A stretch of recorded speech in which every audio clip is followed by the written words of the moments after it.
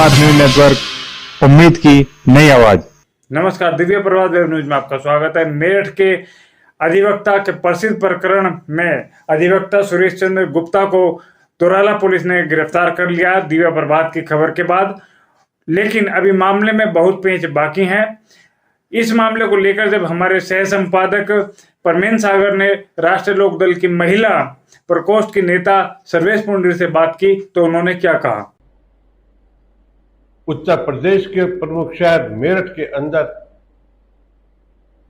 वरिष्ठ वकील रमेश चंद्र गुप्ता द्वारा अपनी ही कर्मचारी, नाबालिग कर्मचारी के साथ यौन शोषण किए जाने, उसकी वीडियो, अश्लील वीडियो बनाकर उसको ब्लैकमेल किए जाने का मामला किसी से छिपा नहीं है आज।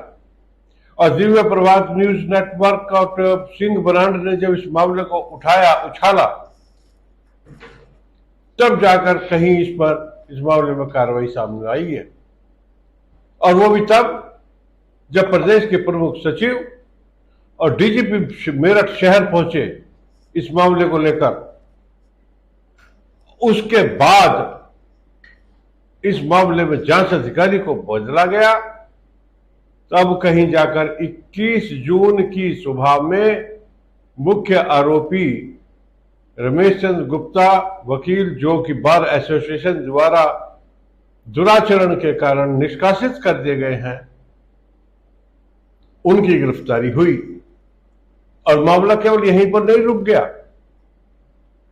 बल्कि सत्ता में बैठे हुए 3 इंजनों की, ट्रिपल इंजन की सरकार का दावा करने वाली पार्टी के 2 महत्वपूर्ण पदाधिकारी, नेता इसमें शामिल बताए गए हैं। और पीड़िता ने अपने सीआरपीसी की धारा 164 के अपने बयानों में इन बात को आरोपित भी किया है। तो मामला इतना गंभीर और संगीन है, इसमें कहीं कहीं कभी कभी ऐसा भी लगता है, आम जनता के बीच में यह चर्चा का विषय भी है कि कहीं इसमें षड्यंत्र तो नहीं, कोई साजिश तो नहीं। और इसको उजागर करने के लिए जो बीड़ा उठाया है वह उठाया है राष्ट्रीय लोकदल की जिला महिला प्रकोष्ठ की अध्यक्ष श्रीमती सुरेश पुंडीर ने। कैसे उन्होंने इस मामले को समझा है, वह हमारे साथ हैं। श्रीमती सुरेश पुंडीर बताएंगी क्या कुछ हुआ। और जैसा कि हमारी जानकारी में आया है कि उन्होंने उनसे शायद मिलने का प्रयास भी किया, क्या कुछ हुआ है बताइएगा श्रीमती सुरेश पुंडीर। देखिए, सबसे पहली बात यह है कि इतने बड़े बड़े लोग इसमें शामिल हैं और उनके खिलाफ कई दिनों से यह प्रकरण चल रहा है, लेकिन उनके खिलाफ कोई कार्रवाई नहीं हो रही।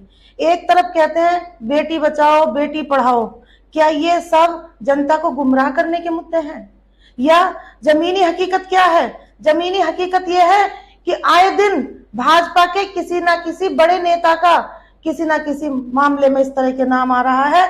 ना ब्रजभूषण के खिलाफ उनके खिलाफ कोई कार्रवाई हुई है, और अभी भी ये आरोपी सत्ता में बैठे, अगर सरकार इनकी है, अगर ये किसी और का मामला होता तो अब तक बाबा का बुलडोजर उनके घर पर चल गया होता, अब तक गिरफ्तारियां हो गई होती, वो सलाखों के पीछे होते।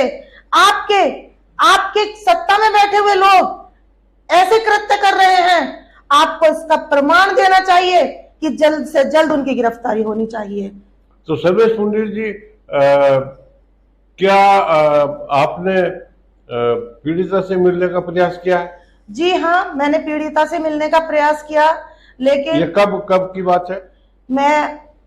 आज मैं गई वहां पर, वैश्य जो आश्रम है, अनाथ आश्रम, वहां पर मैं पीड़िता से मिलने गई, लेकिन मुझे नहीं मिलने दिया गया।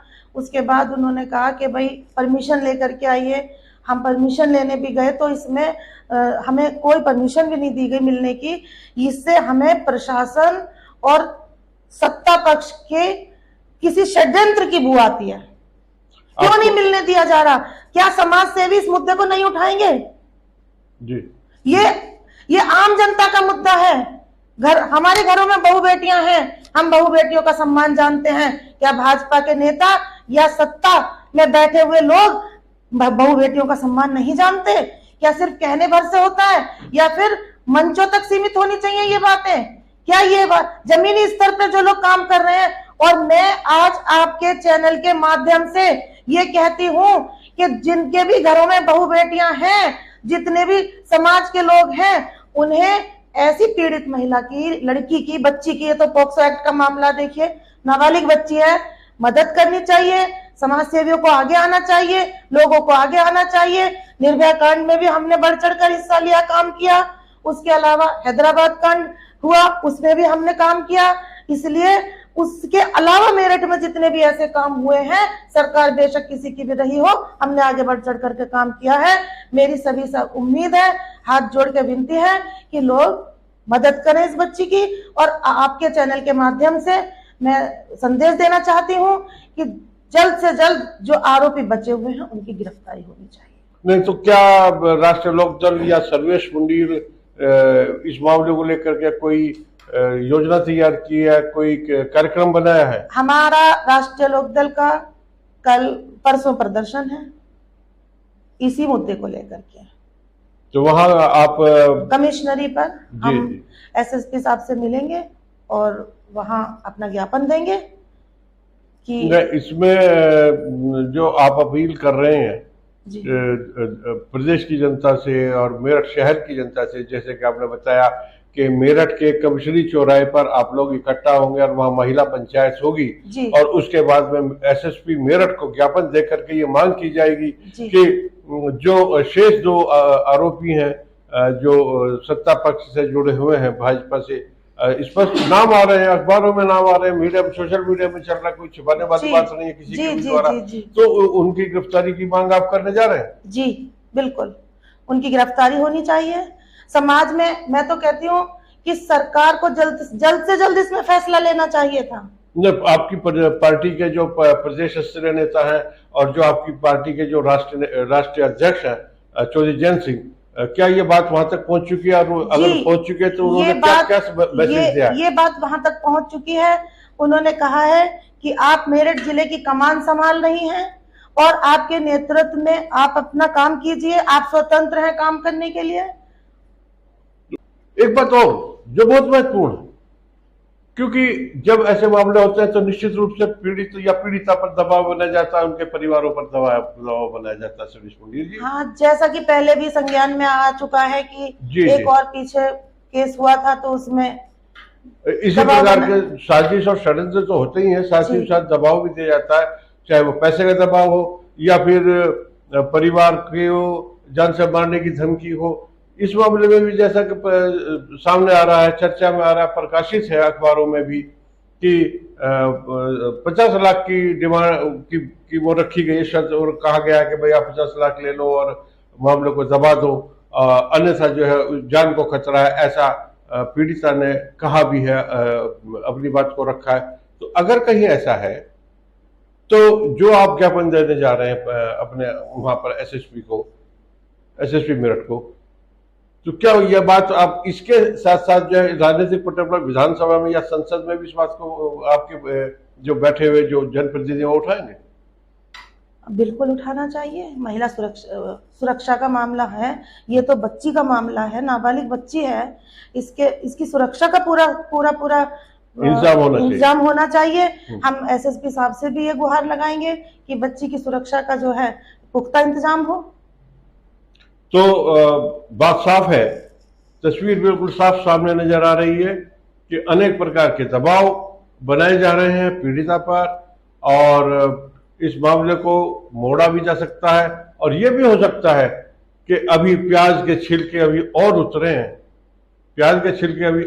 हैं, और पता नहीं कितने लोगों के सामने आएंगे इस पूरे मामले में। अब देखते रहिए, हम भी देखेंगे, आप भी देखेंगे, हमें देखना है और लेकिन सतर्क रहना है, सचेत रहना है। और दिव्य प्रभात न्यूज नेटवर्क हमेशा सच के साथ है और सच का आमने सामने होकर के हम बात करते हैं और सच के साथ खड़े हैं। दिव्य प्रभात न्यूज नेटवर्क सिंहपुर श्रीमती सर्वेश पंडित का धन्यवाद, नमस्कार और सभी को नमस्कार। सारा कोरा चिट्ठा दिव्य प्रभात न्यूज नेटवर्क ने जब इस मामले को गंभीरता के साथ उठाया और अपने चैनल पर इसको दिखाया गया, तो उससे उसका दबाव ये बना है कि इसमें जो इसके जांच अधिकारी हैं उनको बदला गया है, प्रमुख सचिव और डीजीपी ने भी यहाँ दिशा निर्देश दिए हैं, एसएसपी रोहित सिंह साजवान ने जो अपने अधीनस्थ अधिकारी हैं उनके साथ चर्चा की, बातचीत की और उनको दिशा निर्देशित किया। सीओ दौराला जो यहाँ पर है अभिषेक पटेल, उनको भी विशेष रूप से दिशा निर्देश दिए और 21 तारीख की सुबह 6 बजे 21 जून को वो उसकी गिरफ्तारी हुई है रमेश चंद्र गुप्ता की। और जैसा कि सर्वेश पंडित आवाज उठा रही है और जो न्यायप्रिय जनता है और लोग हैं, चाहे वो समाज सेवी संगठनों से जुड़े हों या किसी भी दल से जुड़े हों, तो अगर वो वास्तव में न्याय की बात करते हैं और महिला की सुरक्षा की बात करते हैं तो उन्हें साथ आना चाहिए, ऐसा सर्वेश पंडित का कहना है। और दिव्य प्रभात न्यूज नेटवर्क हमेशा जनता की आवाज कहता है। धन्यवाद, जय हिंद, जय भारत।